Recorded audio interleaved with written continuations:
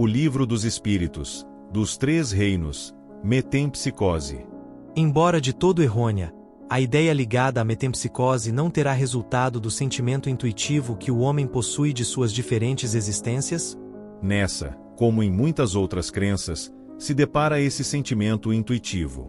O homem, porém, o desnaturou, como costuma fazer com a maioria de suas ideias intuitivas.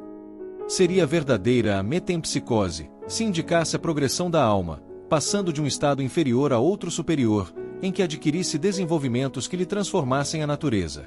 É, porém, falsa no sentido de transmigração direta da alma do animal para o homem e reciprocamente, o que implicaria a ideia de uma retrogradação ou de fusão.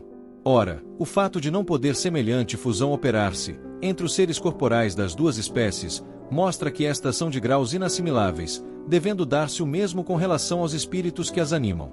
Se um mesmo espírito as pudesse animar alternativamente, haveria, como consequência, uma identidade de natureza, traduzindo-se pela possibilidade da reprodução material. A reencarnação, como os espíritos a ensinam, se funda, ao contrário, na marcha ascendente da natureza e na progressão do homem, dentro da sua própria espécie, o que em nada lhe diminui a dignidade. O que o rebaixa é o mau uso que ele faz das faculdades que Deus lhe outorgou para que progrida. Seja como for, a ancianidade e a universalidade da doutrina da metempsicose, e bem assim, a circunstância de a terem professado homens eminentes provam que o princípio da reencarnação se radica na própria natureza. São, pois, argumentos muito mais a seu favor do que contrários a ele. O ponto inicial do espírito é uma dessas questões que se prendem à origem das coisas e de que Deus guarda o segredo. Dado não é ao homem conhecê-las de modo absoluto, nada mais lhe sendo possível a tal respeito do que fazer suposições, criar sistemas mais ou menos prováveis. Os próprios espíritos, longe estão de tudo saberem, e acerca do que não sabem, também podem ter opiniões pessoais mais ou menos sensatas. É assim, por exemplo, que nem todos pensam da mesma forma quanto às relações existentes entre o homem e os animais. Segundo uns, o espírito não chega ao período humano senão depois de se haver elaborado e individualizado nos diversos graus dos seres inferiores da criação. Segundo outros, o espírito do homem teria pertencido sempre à raça humana, sem passar pela fieira animal. O primeiro desses sistemas apresenta a vantagem de assinar um alvo ao futuro dos animais, que formariam então os primeiros elos da cadeia dos seres pensantes. O segundo é mais conforme à dignidade do homem e pode resumir-se da maneira seguinte: as diferentes espécies de animais não procedem intelectualmente umas das outras, mediante progressão.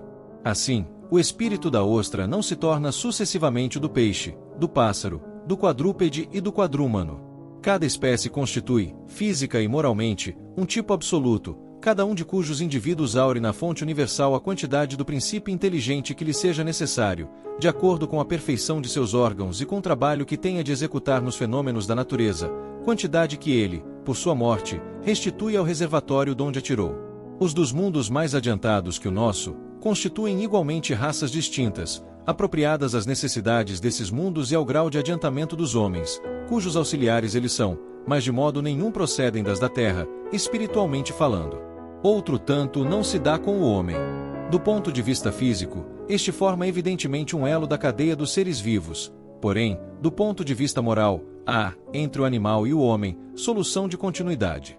O homem possui, como propriedade sua, a alma ou espírito, centelha divina que lhe confere o senso moral e um alcance intelectual de que carecem os animais e que é nele o ser principal, que preexiste e sobrevive ao corpo, conservando sua individualidade. Qual a origem do espírito? Onde o seu ponto inicial?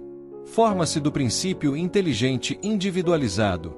Tudo isso são mistérios que for inútil querer devassar e sobre os quais, como dissemos, nada mais se pode fazer do que construir sistemas.